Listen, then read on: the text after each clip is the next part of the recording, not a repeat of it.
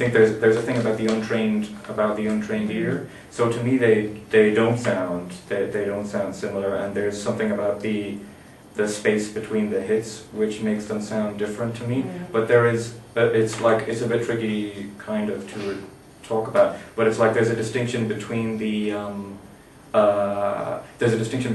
rhythm itself and the actual sound, the timbre, the timbre they call it, of the sound, right?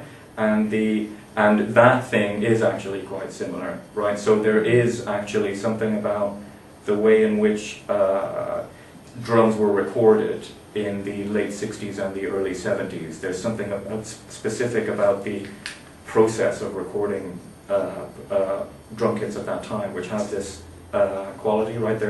The sound of it's kind of grainy in a certain way. Is that the overhead mics? Yeah, I think so. Yeah, so there's now it's slightly fetishistic, but there's now discussion about whether or not this kind of sound can be replicated, right? So people like Jay-Z, for instance, would invest an awful lot of time and money in trying to find the old equipment which was used to record drums in this way, and trying to figure out how it was done. Because basically, most of this work was done, like the drummers were session musicians, right? They would be paid like whatever for an hour's work. Yeah, and then they just go off. Yeah, they don't hold any rights to the material. And similarly with the sound engineers. So no one really knows. Like, so there's people who are trying to chase up the guy who was the sound engineer for Amen Brother, right? There's people trying to chase up that guy and say, look, what is it that happened exactly? How was everything positioned in the room? What kind of mic did you use? What kind of equipment did you use? You know, but it's partly to do with the whole process, because there's the sound of the vinyl is involved also, right? So it's like, it's not just the way they recorded the kit, it's also the way that got put onto vinyl and the way that the vinyl sounds, right?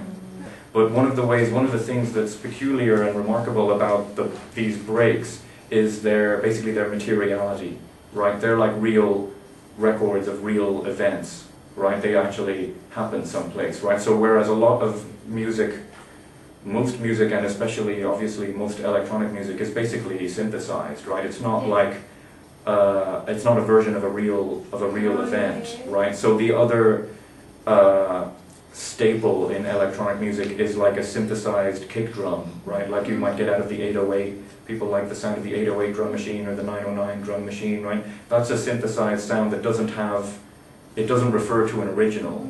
Do you know what I mean? It doesn't have, it was always a synthetic sound that came out of a machine, which was duplicating a sound that would have been played by a human being, right? But the Amen was played by a human being, right? But somewhere along the line, all of this weird stuff started to happen to it.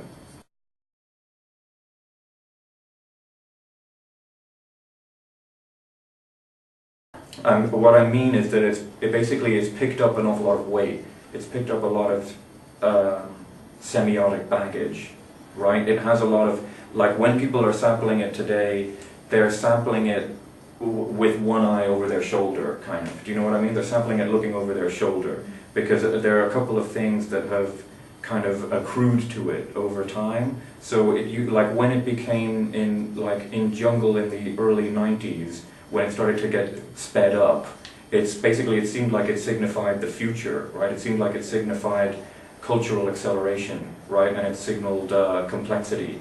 And it was somehow it was quite weird, it was quite futuristic, right? But now, of course, that's all in the past, right? And so then another thing also that's in play is this idea of virtuosity, right? Of sequencing virtuosity, of being really good at sequencing the Amen. And it's a bit like being really good at doing a guitar solo in heavy metal cultures, right? It's like there's a special thing about this virtuoso, which follows, it's like basically it's a tradition from Western art music, right? People go, oh, look, Beethoven, he's a genius, look at the thing he wrote. It's the same, you know, people go, Steve Vai, the guitarist, they say, oh, look, he's a genius, you know. And similarly, people go, like, Busy Bee is like, he's been sampling the Amen and resequencing the Amen for 15 years. People go, look, he's a genius, no one can do it like him, right? So one of the things that people are doing is competing, right? They're competing through it, and they're saying, look, even though it seems like it's been done to death, it seems like everyone has done something with the Amen, there's nothing left in it, I'm still able to do something new with it, right? But they can only do that by one of the things that they're doing in doing that is demonstrating their specialized knowledge, right? Demonstrating that they know the canon, they know the way it's been used, and they think there's still something left in it. They think they can still bring something extra to it. Yeah. Yeah, I mean, I think you can kind of say that there's something of a continuum. I mean, like there are people like young kids, you know, like there's an idea of the Amen basically as a kind of apprenticeship, right? It's like a way to learn how to sample, a way to learn how to sequence. Is you go, okay, look, you can, here's a thing, loads of people have chopped it up, and I can hear what it sounds like when they resequenced it. I can try and do it with that, and I can learn through doing that, right?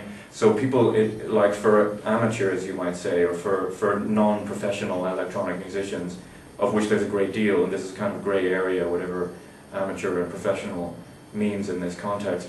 Like, they use it to learn in this way, but people get to a certain point where if people start to put out vinyl, it's like they're making a statement, you know, and it becomes sort of front staged, right? They're like, it's like out there. They're like, oh look, I'm still using the Amen. I'm still able to do that. They're saying, I'm good enough to do something new with it. I've got these kinds of skills. I've paid my dues, and here I am. I'm not ashamed to use it. I don't think it's a cliche. One of the things they're doing is pointing to the kind of heritage, right? Pointing to the cultural heritage that's associated with it, and also demonstrating their familiarity with that, demonstrating their expertise, both the cultural expertise and the technical expertise in using it and deploying it.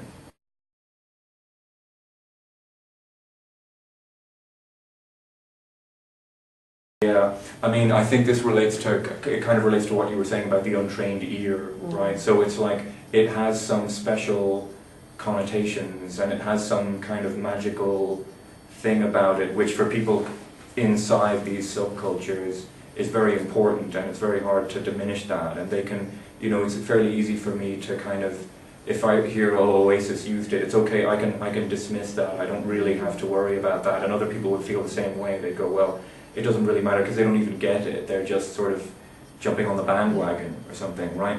I think that there are other things which are it's kind of signal changes in relation to the Amen, which are broader contextual things about what's going on in electronic music genres, right? So, like, jungle was kind of around in the 90s, and it went a little bit sort of underground, and then it kind of resurfaced as breakcore, and so there was still something going on. People were very excited about that up until, say, 2005, 2006, right? And then people started talking about dubstep. They started talking about this other genre, which is much more like bass predominates, yeah, and it doesn't have the interest in speed and in complexity which breakcore or jungle had. So it doesn't. It's about bass. It's basically about the kind of the physical impression of bass. It's like really super bass heavy, and they're really interested in basically in exploring bass the way jungle or breakcore explored the Amen, or explored drum sequencing. They're kind of doing the same thing with bass. And so there was a question about whether or not there was going to be any room for the Amen in that, right? But as it happens now, dubstep people are using the Amen. They're still using it, but they're slowing it down again, right? It's slowing down again. So it's still going to be around. I don't know whether or not it can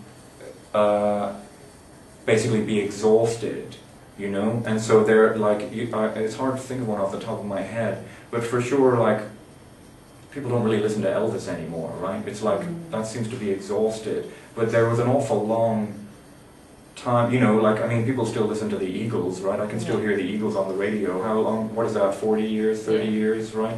So I don't know how much mileage it's got in it, and whether or not eventually people will go, oh look, it's played out, nothing else can be done with it. Or maybe some other sound will come along that will just push it out of the way. But even if that happens, it will still have this amazing life. You know, it will still have had this amazing relationship to cultural history and to musical history for such a long time.